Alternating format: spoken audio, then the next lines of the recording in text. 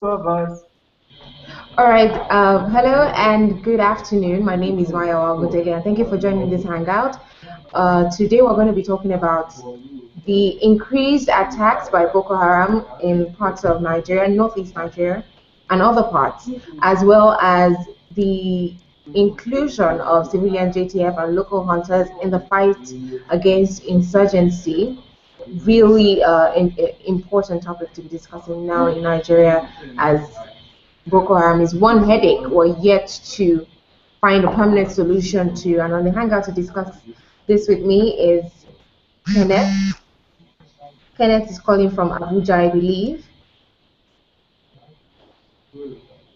Kenneth. I'm currently in Enugu. Okay, so great. Kenneth is in Enugu as we speak, and I have Mr. Chris Ajay, who is calling from the United Kingdom. Yes, That is London. yeah, I'm actually in Hertfordshire, which is the other hangout not too far from London. Okay, great. From London. Thank you for joining the hangout. So, without any further ado, I'll just start off with you, Kenneth.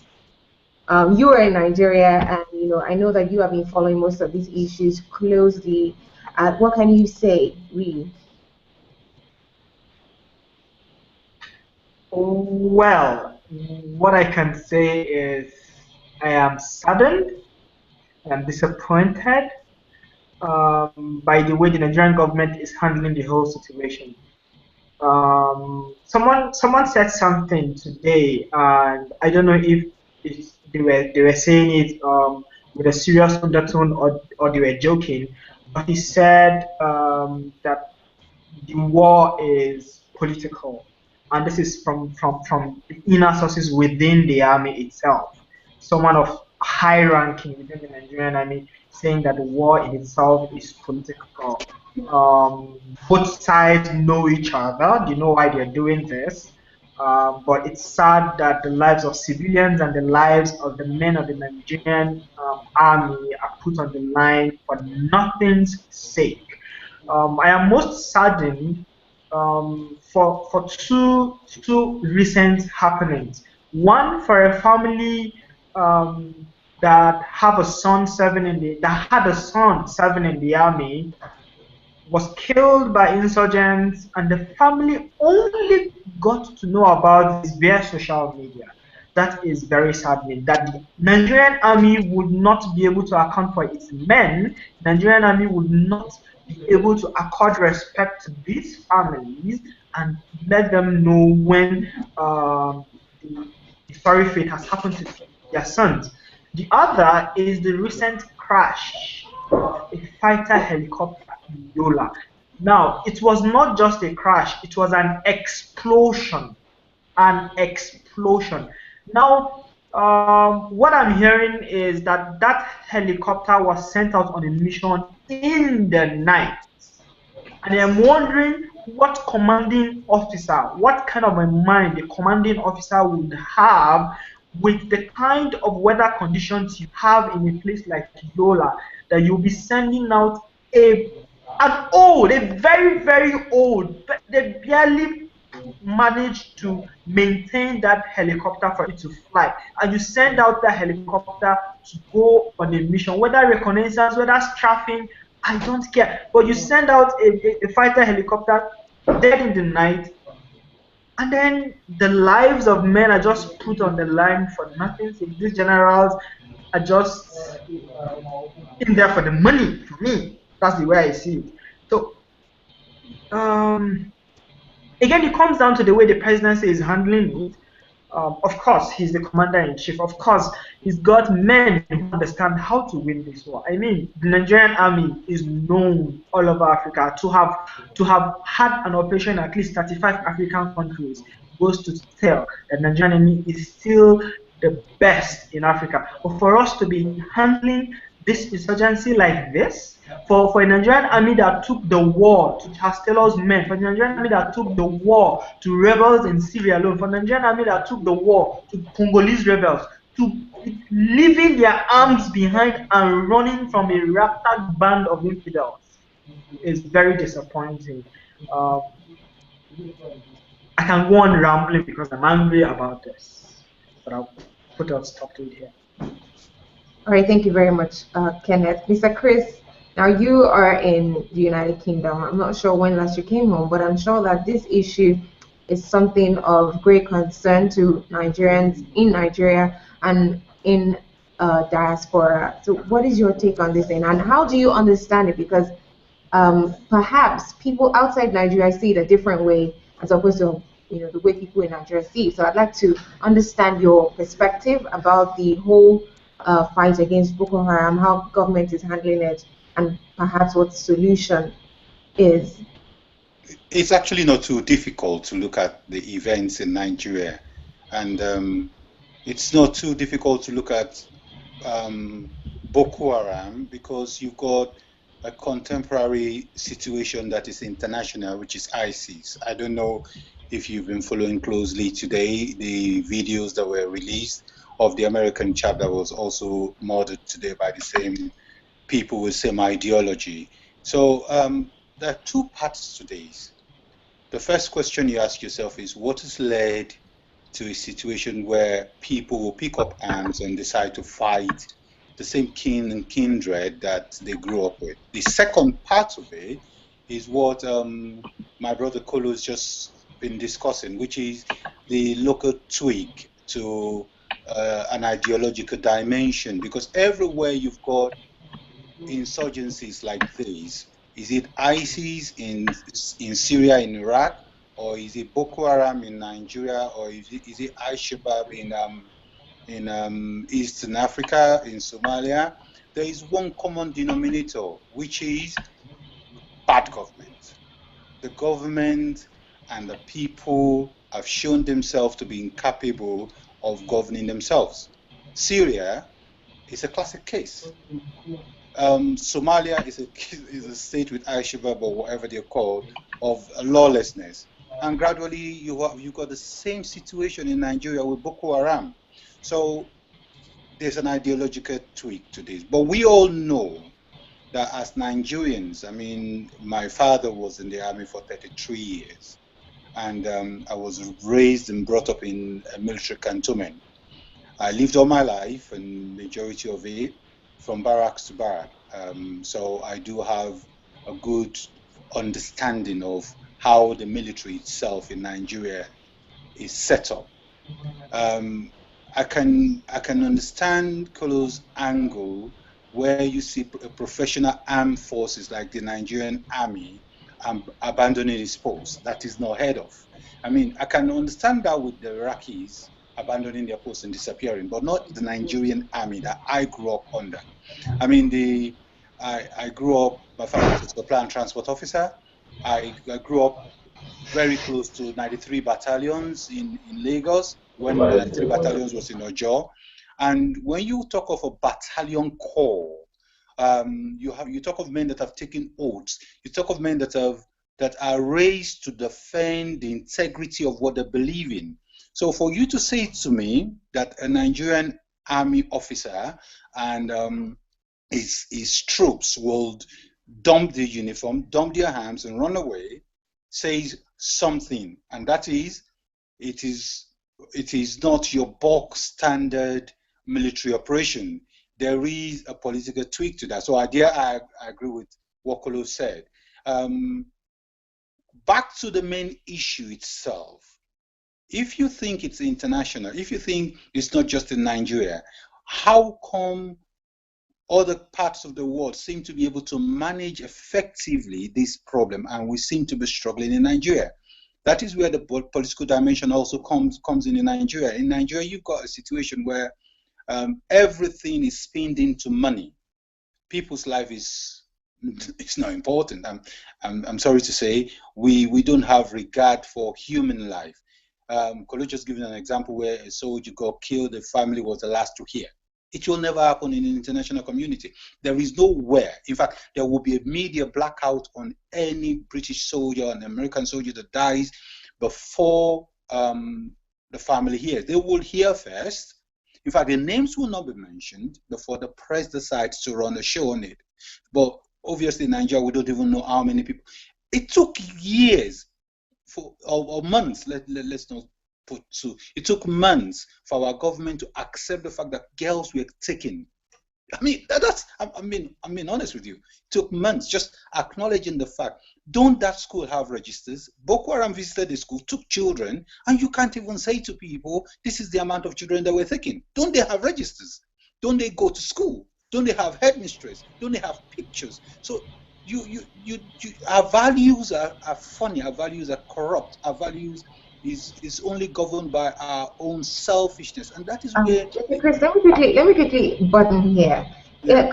So would it be okay to say that Boko Haram is, quote unquote, thriving on past failures of governments? Systems have not been in existence, and performance below par. Could it be that Boko Haram is just leveraging on all these inadequacies that have been in our systems for years? Exactly, and that's why I started off saying it's not unique. You see, there is no problem in this world that is unique to anybody. The only thing unique to anyone is ignorance. The same problem you face in Nigeria or we face in Nigeria is the same problem you have in Syria, is the same problem you have with Al-Shabaab. Is everywhere you go to, there's insurgencies. But what is unique about our situation is we've got political leaders that don't have the will. You've got corruption entrenched. You've got a situation where people spend everything for money. You've got a situation where respect for life is nothing. I mean, Nigeria is the only place where, like I said, I used the example of the children. The kids could be taken, and you don't know the amount of kids. We don't even know the picture. I will tell you one thing that is unique about the system here in the United Kingdom, for example. If one child gets taken, you won't only know the picture of the child, you won't only know the child, you will also know the parents. So you've got 209. Imagine 219 grieving parents every day. So Boko Haram is a product of an inefficient and a system that does not have value for nothing. We have the likes of Kolo coming on Twitter all the time, trying to sensitize people, trying to make people see what is happening. You even get to the point where we can jest about these things. That tells you how much we don't have regard. We don't have regard for people's life. So Boko Haram is a product of an inefficient system. That's why they've tried. Like you said, infrastructures are wrong. I won't want to bore you with my ideologies and on our political system until we get to the point where we address our values. We say, 1 minute, what's our values? What is important to us? Is it our life? Is it just having a system for the sake of system? Is it having 2015, another 4 years where we have an inefficient system? Until we get to that point where our values is addressed, then we then begin to talk about insurgencies. Then we then begin to talk of how to solve the problem that is confronting everyone. Because for us now, I can tell you, for most people living in Lagos, you ask me the question, how often do I come to Nigeria? Very, very often. For most people that come to Lagos, it's a northern problem. And that is sickening. Something is happening in Nigeria, a whole city is taken, and you can only see it as a northern problem. Do you think if that same problem comes down to Lagos, or that same problem as it stands today, Boko Haram or whatever clout it comes under, comes down to the president's own village or own state, do you say to me there won't be a solution to it? There will be a solution. There will definitely be a solution because there will be the political will. The values will change. So let's get to the point where we change our values and we begin to ask ourselves, how do we confront this? Now, one of the issues that have been bandied about is that Nigeria does not have arms. Nigeria has been trying to purchase arms, but the United States has refused to sell helicopters. Plans to buy deals on the black market have failed.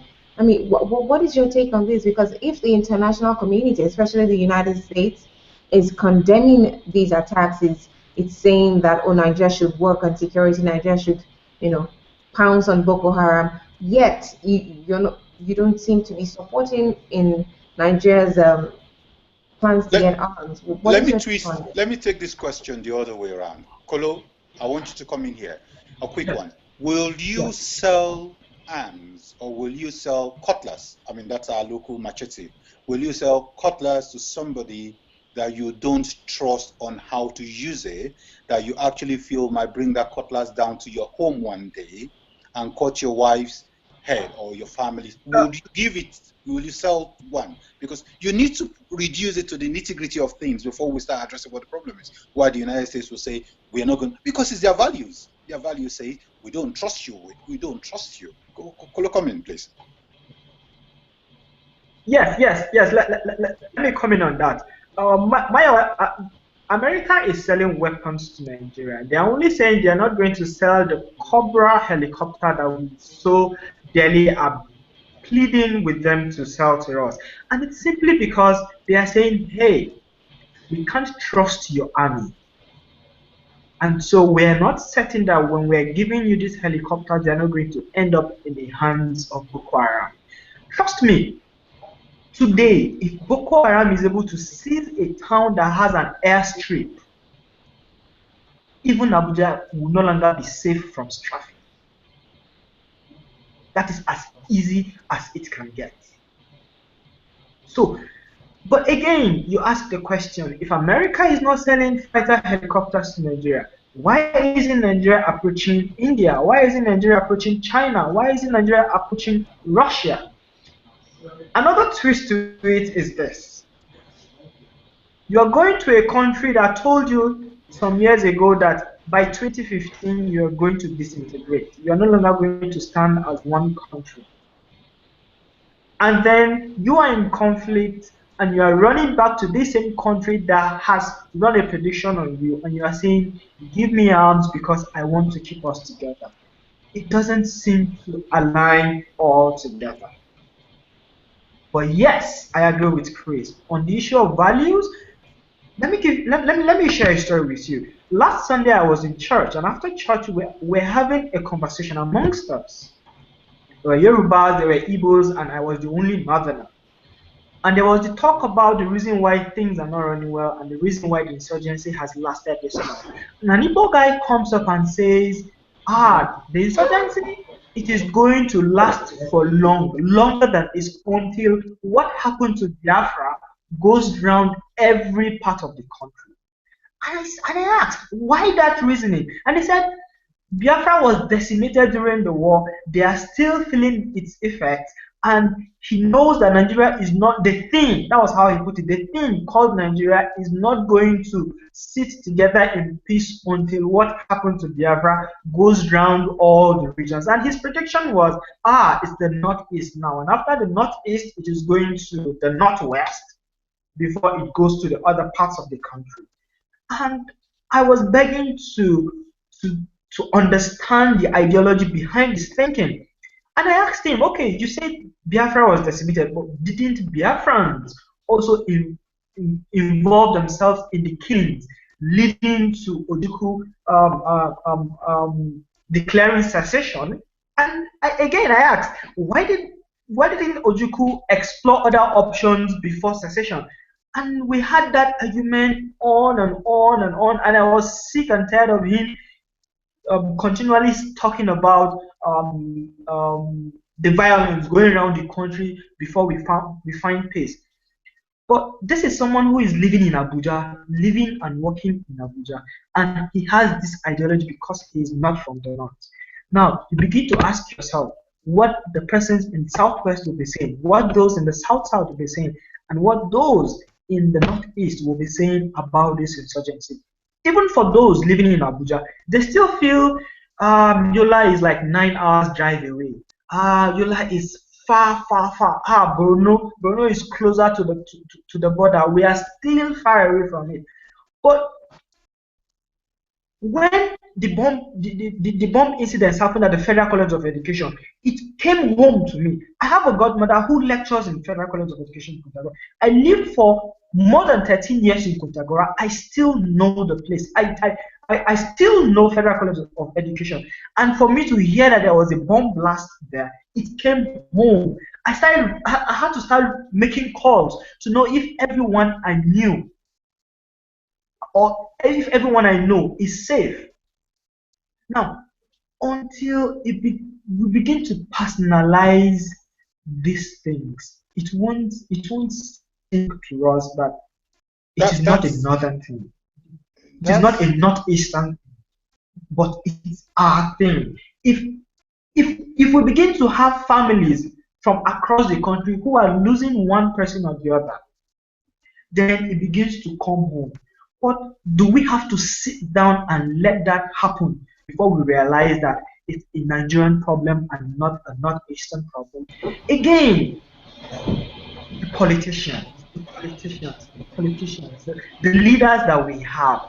Um, Recently, I was at a TED talk, and there was the analysis of paradigm shift as far as leadership is concerned in the country, and you realize that there is that stagnation when it got to a certain generation whom have refused to let go of power. Rather, they are recycling it amongst themselves, and then we find ourselves as a rogue generation that have now become cheap cannon fodder for their wants. And then until we seize it by blood, by force, and by force, and I had three different reasons. But until we are able to seize leadership from them, um, the best we can do is what we do on Twitter, really.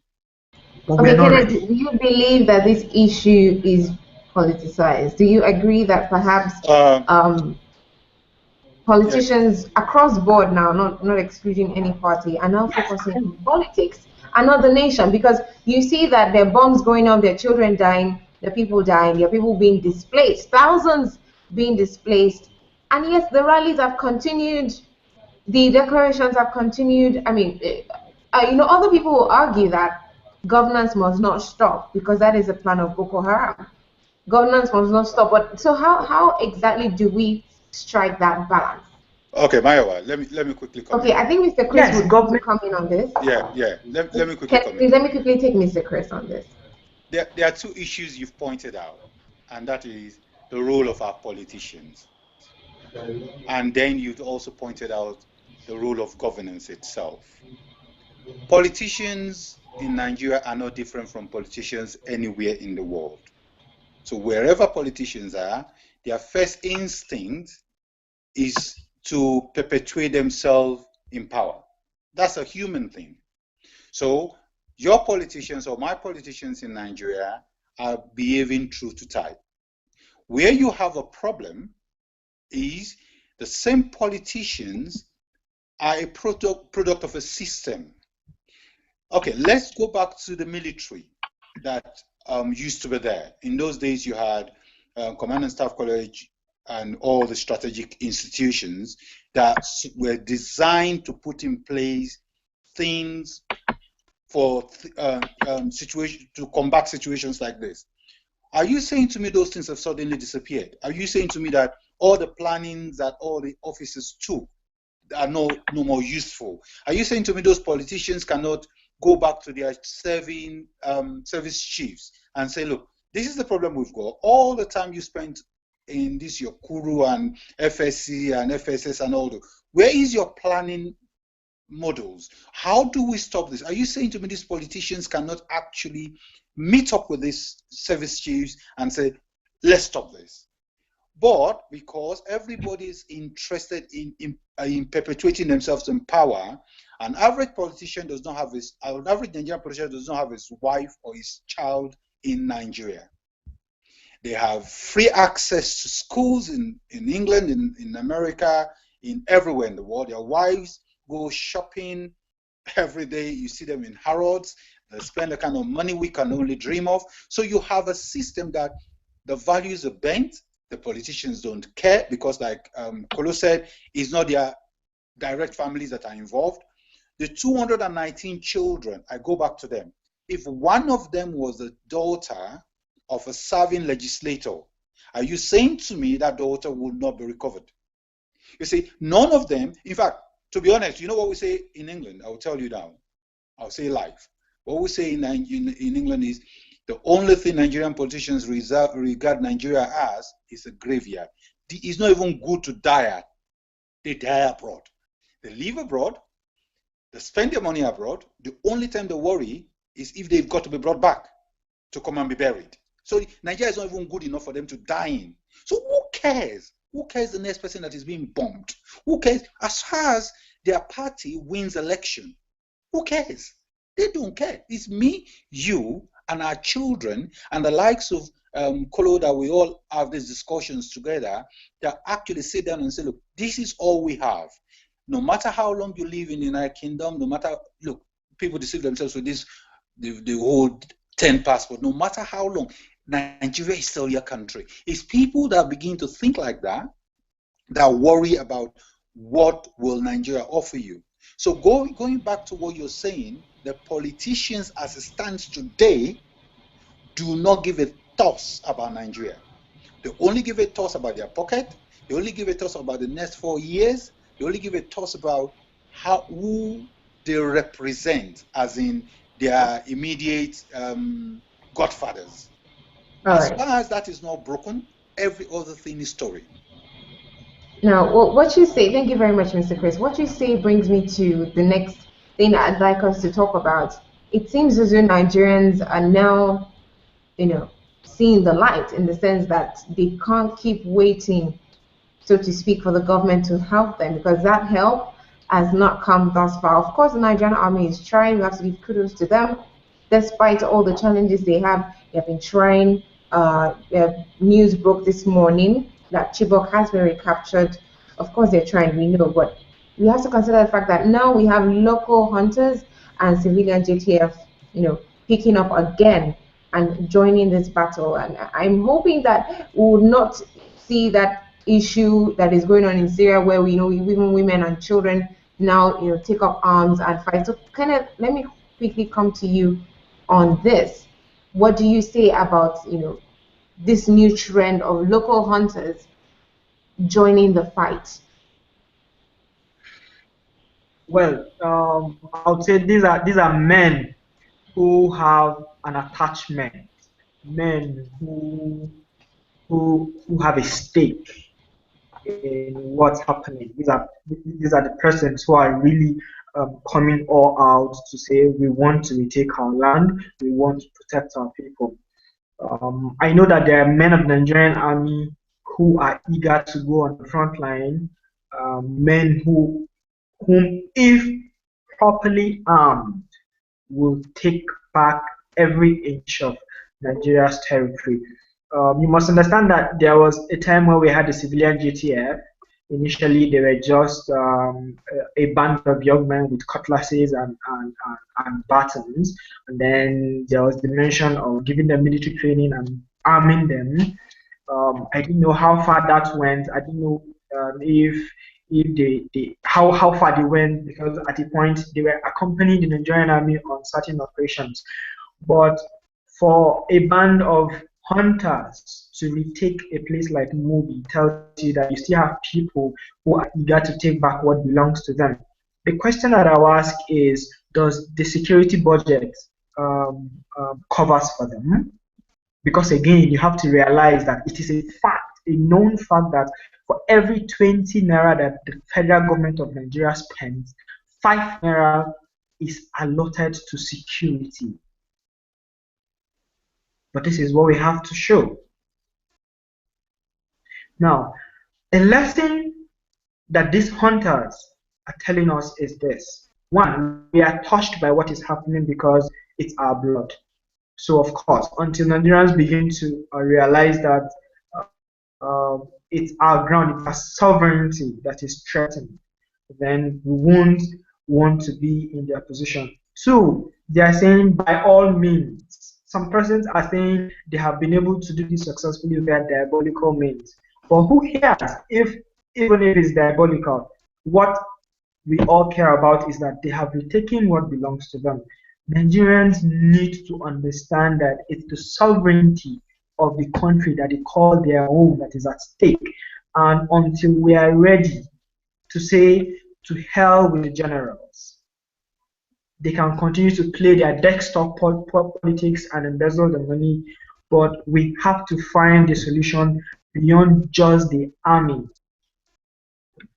If we begin to say to ourselves that the issue of Boko Haram is our problem, trust me, we will begin to fish out the solutions that we need to. Another thing is, I was a victim of this also at a point, because I was criticizing the Nigerian army to a point that, geez, this is very unprofessional. But it was because I was empathic to the situation of the people in the Northeast. But I am also privy to information of how far the Nigerian army is going, how well the men are eager to fight, but are being demotivated by those who have orders on their palms. And until that changes, I'm sorry to say that the situation is only going to worsen. Okay, a quick one here. Hello. Yes, Go go ahead, ahead. please. Go ahead. Oh, okay. A quick one. I was just going to say something. The one thing we keep harping on in this conversation, I mean, we've been talking for about 20 minutes, and if there is one thing that keeps coming back, is bad leadership, bad governance. The other part, which is important, which Kolos just also touched on, is the followership. Like he said, there was a time he thought, you know what, the Nigerian army isn't doing anything. And it's the followership that's led to the question you've just asked. And that question is, why come the local hunters got interested in all this and they picked up arms to defend? You see, the time has come, and the time is now, where the followership in Nigeria will demand for what they think they deserve. We are asking politely without wanting an uncomfortable situation where people begin to lose their life. We are asking politely that people should be conscious enough to know that you cannot steal forever. People will one day ask you, those houses you've built with stolen money, those cars you've bought with stolen money, those flights you've taken with stolen money, those children you've raised with stolen money, will need to account for the we need to account for things for people that have struggled without having anything to show. So you cannot live in a bubble forever. The politicians and the leadership of Nigeria remains in a bubble. The bubble believing it won't touch them. Yes, it won't touch you for now, but it will touch you one day. It will come home to roost one day. So if you're sitting down watching us on channels today thinking, oh, here we go, they're just making noise, fine. Your children, your grandchildren will inherit whatever you've sown. But we don't even have the energy to wait for your children and your grandchildren, because our own generation is losing out. Our children is losing out. Innocent Nigerians are losing out. So we won't wait for your children and your grandchildren to reap these things. Very soon, and I say very, very soon, the Twitter generation will come onto the street. They will stand up and confront people asking for their rights. There was a tweet sent out by Kolo some days ago about the events on the coup that happened somewhere where people were taking power and sweeping the road. I couldn't stop laughing, because until the time when people take responsibility for their own life, where they are not just wanting to overthrow government, or they're not wanting to do away with government, but they are putting in place policies and practices to secure their own life. After all, every man in Nigeria is a government. He has his own NEPA, everybody has his own generator, everybody has his own water supply, everybody pays his own tax to himself. The only thing you depend on anybody for is broad governance. And a time will come where they say to you, we don't even need you to prove, because you can't provide security, which is part and parcel of the broad governance. Like Olo said, 5 naira of every 20 naira goes. I mean, let somebody dispute those figures. Come out with facts to say to us, this is the amount of money that we've raised. This is what we've done with it. All these GDP projections they talk about in Nigeria, just laugh. We don't know what we're talking about. Now we're talking about Boko Haram. Before Boko Haram, years ago, before I left Nigeria, the biggest issue was bunkering. People had boats stealing our oil, and they were getting away with it. at a point. These same people brought themselves up and they said they are insurgents and they started breaking into things. Then we had to pay them to keep peace. Now in the northern Nigeria, are we going to pay Boko Haram again to have peace? Then we have another set of insurgents from another part of the country and we have to pay them. So a time will come when people just say, we've had enough. I mean, we just can't. People that can't send their children to schools abroad will need to look for a solution, and they will say to you, Nigeria is the only thing we have. This is the only country we have. We would fight to defend it. Those hunters are just showing you that that's just a symptom of things to come. They are fighting Boko Haram today. They're not fighting the government. They are fighting Boko Haram. Very, very soon, Nigerians will look at those hunters and say, if they could fight away Boko Haram, we might as well go to Aso Rock and into our government houses and push them out, because they're not producing anything constructive. There is no, somebody has a degree and is sitting down at home looking at himself. There is nothing. There is nothing for him in the next 10, 15 years. Even when he sets up a business, so the entire environment is so anti-business.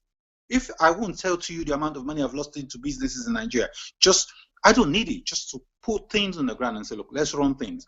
But the entire environment is so anti-business. So Boko Haram is just a symptom of so many other ills. In fact, Boko Haram has even helped this government, because at least it's giving everybody a focus to say, okay, let's excuse them. But a time will come when Boko Haram is dealt with, and you will come back to them, pick the pieces of what is happening today. So let them not think they can sit on their sofas and look at us and say they are raving and ranting. It will come home to catch you. All right. As we draw this conversation to a close, gentlemen, I want us to now talk about how to get people to speak with one voice. Because if you listened earlier, Kenneth made mention of a friend in Abuja who's an evil guy, saying that it's a northern problem, and perhaps it's just a time to have a taste of what we experience in Biafra. If you still have if you still have a Nigerian saying that, and saying, oh, it's a northern problem, then we have a case in our hands. I always talk about the Ebola outbreak and how Nigeria succeeded. For the first, I don't think in my lifetime I've ever seen international media say something positive about Nigeria. The way they praise Nigeria concerning the Ebola outbreak, and how we're able to curb it and kick it out of the country. And I think so. I shared with someone, and the person said, Ebola doesn't know who you are. If you can't travel abroad to treat Ebola, there's no hospital that's going to just say, oh, come around, you can treat Ebola, because Ebola will just kill you within a few days. So everyone got together to fight Ebola. All whether you're APC, PDP, everyone got together to fight Ebola. So I'm looking at how can we get everybody to be on the same page as regards the Boko Haram issue. How can we get all politicians? But most importantly, how can we get every Nigerian to speak with one voice about Boko Haram? So perhaps when we become united about the fact that we don't want these guys, we can eventually find a solution and kick them out. Kolo, let me start with you.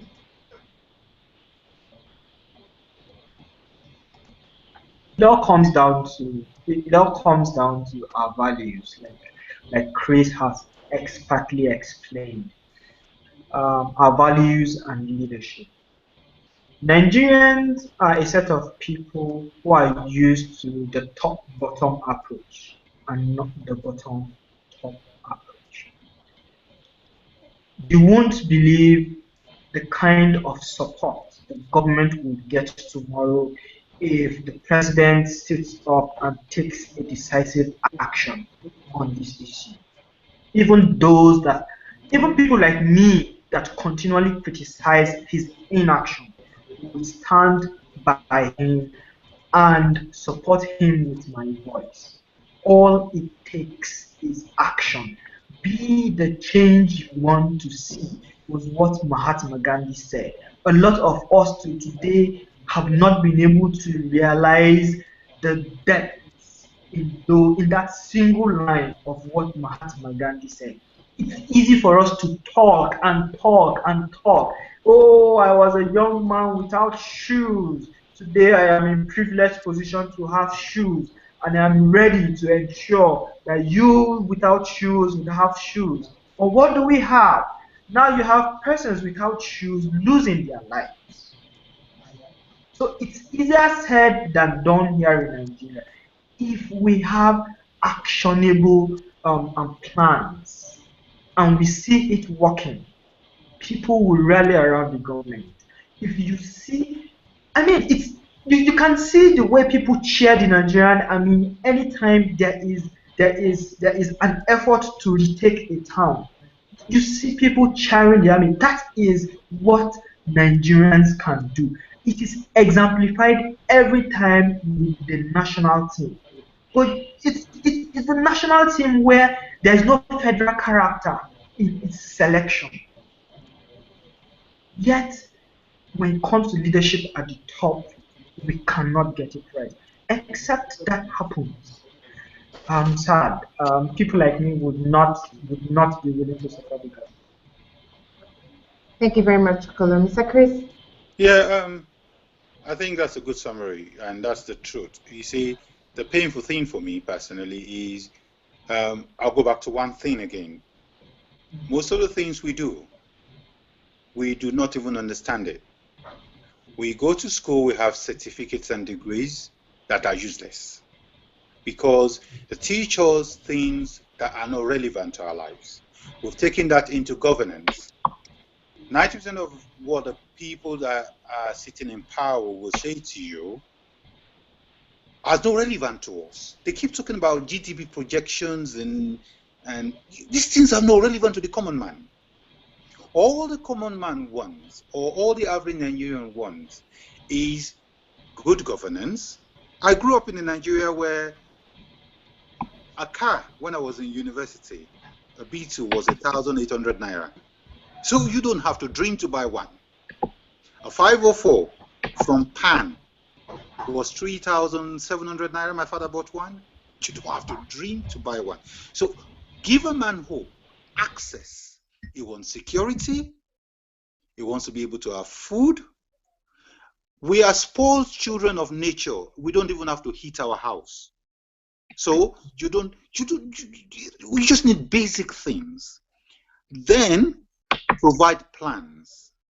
Get people to buy into your beliefs. I mean, people talk about the Awolowos of this world. What does Awolowo got? Just leadership. The unique thing about the likes of the Awolowos and the Tafabalewos of this world, and even Ojukwu that people sort of worship, is just leadership. Provide leadership.